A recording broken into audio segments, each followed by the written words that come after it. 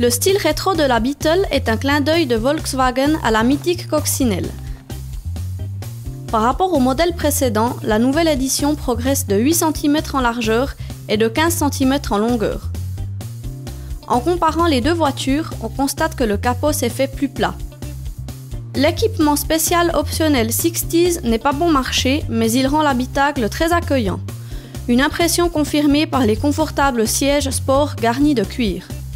S'agissant de la dotation de série, la note très bon a échappé de peu à la Beetle. Si les places avant sont généreuses, l'espace arrière est un peu juste pour les jambes.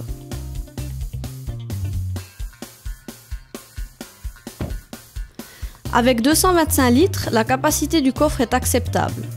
Hélas, l'exiguïté de l'ouverture n'en simplifie pas l'accès. En revanche, on peut y ranger le coupe-vent.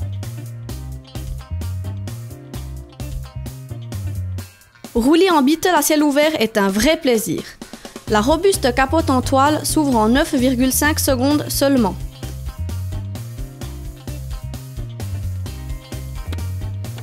La mise en place de la housse prend davantage de temps.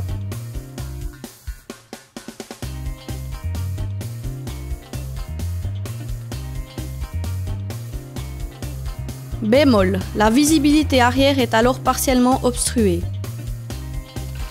Au top de la technique, le moteur 1,4 litres turbo se distingue par des reprises efficaces, ses montées en régime et sa marche silencieuse. Là aussi, le plaisir de conduire est au rendez-vous. Mention bien aussi pour l'étagement de la boîte 6 vitesses ainsi que pour la douceur et la précision de la commande. La consommation moyenne est conforme aux 6,8 litres au 100 km annoncé par le constructeur, ce qui correspond à la classe énergétique E. Les tarages de suspension constituent un bon compromis entre sportivité et confort. Ce châssis nous a paru irréprochable. Il est mis en valeur par une direction agréablement directe, précise et donnant un bon retour d'information.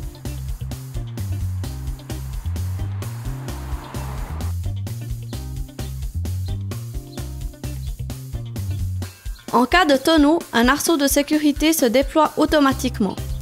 Le test de freinage a donné un résultat très positif. La Beetle, lancée à 100 km/h, s'est arrêtée sur 36,1 mètres. Bilan, les plus. On retiendra le plaisir de conduite, tant à ciel ouvert que capote fermée. Le bon comportement et la finition. Les moins, l'ouverture exiguë du coffre et une visibilité arrière perfectible.